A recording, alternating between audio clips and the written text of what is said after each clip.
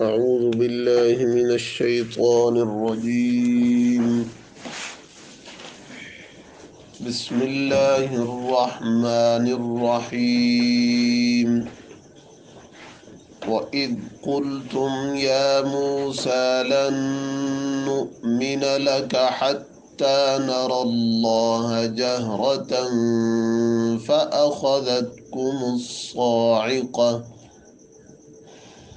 فأخذتكم الصاعقة وأنتم تنظرون ثم بعثناكم من بعد موتكم لعلكم تشكرون. وَإِذْ قُلْتُمْ، اور جب تم نے کہا، یا موسیٰ، اے موسیٰ علیہ السلام، لن نؤمن لک، ہرگز ہم ایمان نہیں لائیں گے تجھ پر، حتی نر اللہ جہرا، یہاں تک کہ ہم دیکھیں اللہ کو سامنے، فأخذتکم الصاعقہ، بس آ پکڑا تمہیں زوردار کڑک نے، وَأَنْتُمْ تَنْظُرُونَ، اس حال میں کہ تم دیکھ رہے تھے، ثُمَّ بَعَثْنَاكُمْ، پھر ہم نے زندہ کیا تمہیں، مِن بَعْدِ مَوْتِكُمْ، تمہاری موت کے بعد، لَعَلَّكُمْ تَشْكُرُونَ، تاکہ تم شکر ادا کرو۔ یہ چھٹا انعام ہے بنی اسرائیل پر جو اللہ کریم نے انعامات کیے ان میں سے۔ حضرت موسیٰ علیہ السلام جب کوہ طور سے واپس آئے، بنی اسرائیل نے جو بچھڑے کی پوجا وغیرہ کی اس سے توبہ طائب ہوئے، حضرت نے کہا کہ یہ تورات لے کر آیا ہوں، اللہ کی کتاب، اللہ نے یہ کتاب نازل کی مجھ پر، اس میں تمہارے لیے ہدایت ہے۔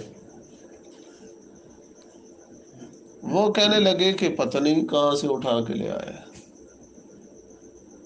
ہمیں کیسے پتہ کہ یہ اللہ کی کتاب ہے؟ اللہ پاک ہماری طرف پیغام بھیجنا چاہتا ہے تو ہم سے خود بات کر لے۔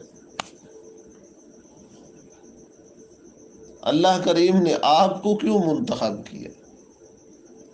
یہ سوال کرنے لگا۔ اللہ پاک کم از کم ہم سے اتنا تو کہہ دے نا کہ یہ کتاب میں نے بھیجی ہے موسیٰ کی طرف، پھر ہم ایمان لائیں۔ حضرت موسیٰ علیہ السلام نے کہا چلو ٹھیک ہے، تیاری کرو، تمہیں طور پہاڑ پہ لے جاتا ہوں۔ دوسرے مقام پہ فرمایا وَاخْتَارَ مُوسَىٰ قَوْمَهُ 70 رَجُلًا لِمِيقَاتِنَا، حضرت موسیٰ علیہ السلام نے اپنی قوم میں سے 70 افراد جو سمجھدار قسم کے تھے، بڑی عمر کے، ان کا انتخاب کیا ہماری ملاقات کے لیے، چلو یہ بات سمجھ جائیں گے۔ طور پہاڑ پہ لے آیا ان کو۔ اللہ کریم نے فرمایا میں نے حضرت موسیٰ علیہ السلام کو اپنا پیغمبر بنایا ہے، اس پر میں نے یہ کتاب نازل کی ہے تورات، اس پر ایمان لاؤ تبھی تمہاری نجات ہو سکتی ہے ورنہ نہیں ہو سکتی۔ وہ کہنے لگے پتہ نہیں کون بات کر رہا ہے، ہم نہیں مانتے، جب تک ہم اللہ کو سامنے آنکھوں سے دیکھیں گے نہیں تب تک نہیں مانیں گے۔ یہاں آ کے بیان بدل دیا، پہلے کہا تھا کہ اللہ پاک یہ کہہ دے نا تو ہم مان جائیں گے، اب کہنے لگے کہ نہیں آنکھوں سے دیکھیں گے اللہ کو۔ جب بندہ ضد پہ اڑ جاتا ہے نا تو پھر وہ سوال برائے سوال ہی کرتا رہتا ہے، ایک مطالبہ پھر دوسرا مطالبہ، بات ماننا تو اس کا مقصد ہوتا جو نہیں ہے۔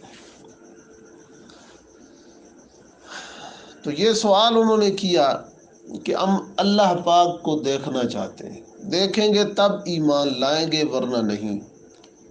اللہ کریم نے فرمایا فَأَخَذَتْهُمُ الصَّاعِقَةُ، زوردار کڑک نے تمہیں آ پکڑا، آسمان سے زوردار بجلی کی چمک اور گرج اور نور کی تجلی اللہ نے ڈالی نا،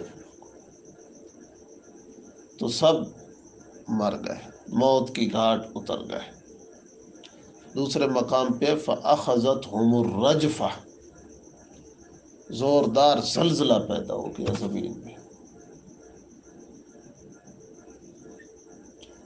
اب بظاہر تعارض ہے، ادھر فرمایا کہ اوپر سے زوردار کڑک تھی جس سے وہ مر گئے، اور دوسرے مقام پہ فرمایا اخذتهم الرجفہ، زلزلہ برپا کیا۔ تو تعارض نہیں ہے بلکہ دونوں تھے، زمین میں زلزلہ پیدا کر دیا اور اوپر سے زوردار کڑک تھی کہ جس سے وہ مر گئے۔ یہاں پر ایک مسئلہ اور بھی سمجھنا ہے۔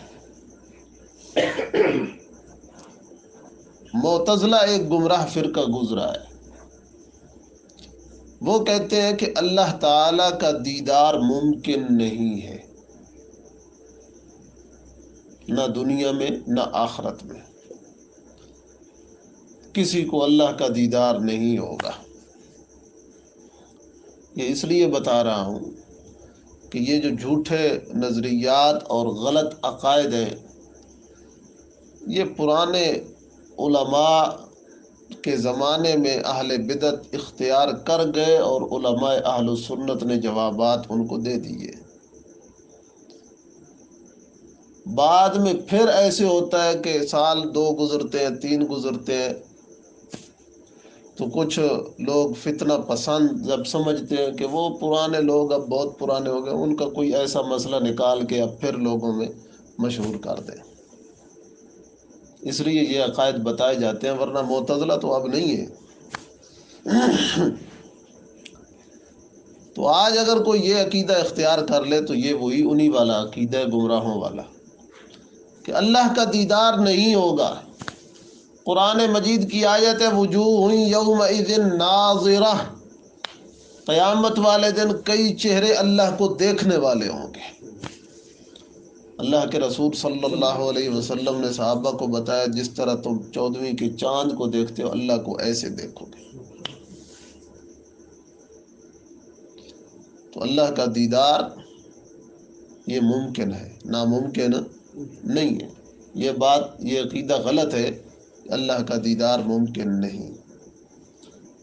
لیکن سوال یہ پیدا ہوا کہ انہوں نے اگر ممکن چیز کا مطالبہ کیا ہے، اللہ پاک نے ان کو موت کی گھاٹ اتار دیا، زلزلہ برپا کر دیا، اوپر سے کڑک، اس لیے کہ یہ تو اپنے ایمان کو موقوف کر رہے تھے اس پر کہ ایمان تب لائیں گے اللہ کو دیکھیں گے، پیغمبر کو جھٹلا رہے تھے۔ دوسری بات کہ اللہ کا دیدار دنیا میں کسی نے نہیں کیا، دنیا کی زندگی میں۔ امام قرطبی رحمۃ اللہ علیہ فرماتے ہیں کہ اہل السنت والجماعت کا یہ موقف ہے کہ اللہ تعالیٰ کا دیدار ممکن ہے دونوں جہانوں میں، لیکن وقوع اس کا آخرت میں ہوگا۔ دنیا میں کسی نے اللہ کا دیدار نہیں کیا، نہ کوئی کر سکے گا۔ آخرت میں اللہ کا دیدار کریں گے، یہ دنیا میں مطالبہ کر رہے تھے۔ اب موت کی گھاٹ اتر گئے، فرمایا انتم تنظرون، تم دیکھ رہے تھے۔ حضرت موسیٰ علیہ السلام نے جب دیکھا کہ یہ 70 کام کے بندے تھے قوم کے، بڑے بڑے کھڑپینچ قسم کے، سردار قسم کے، سمجھدار قسم کے، یہ مر گئے، میں جاؤں گا پیچھے، تو لوگ تو پھر کہیں گے ہمارے بندے مروا دیے۔ ادھر لے گیا تو کہتا ہے کہ اللہ کے ساتھ ملاقات کرواتے ہیں، تو ان کو اگلے جہان پہنچا ہے، یہ ملاقات کروانی تھی۔ حضرت موسیٰ علیہ السلام نے اللہ سے دعائیں کی، منتیں، اے اللہ مہربانی کر، ان کو اب زندہ بھی کر۔ زندگی اور موت کا اختیار کس کے ہاتھ میں؟ ہاں، اللہ فرماتے ہیں ثم بعثناکم من بعد موتکم، ہمارا یہ قانون نہیں ہے کہ ہم موت کے بعد دوبارہ اسی دنیا کی زندگی کے ساتھ زندہ کر دیں. موت کے بعد پھر دنیا والی زندگی تو نہیں ہوتی، قیامت کے دن روح اس جسم میں ڈالی جائے گی. لیکن حضرت موسیٰ علیہ السلام نے دعا کی تو بنی اسرائیلیوں تمہیں ہم نے وہیں زندہ کر دیا. بعثناکم، تمہیں ہم نے فوراً زندہ کر کے اٹھا دیا. لیکن باقی ضابطہ یہ ہے کہ ثم انکم یوم القیامت تبعثون. عام جتنے بھی دنیا سے جاتے ہیں ان کے لیے یہی ضابطہ ہے کہ پھر قیامت والے دن ان کو قبروں سے زندہ کر کے اٹھایا جائے گا. لیکن تمہیں ہم نے فوراً اٹھا دیا. بعثناکم من بعد موتکم لعلکم تشکرون، تمہیں اس لیے اٹھایا اب پتہ چل جائے کہ اللہ کی ذات نے ہی موسیٰ علیہ السلام کو رسول بنا کے بھیجا. تورات اسی نے ہی نازل کی جس کے پاس اتنی طاقت ہے، اس نے موت بھی دے دی پھر زندہ بھی کر دی. سبحان ربک.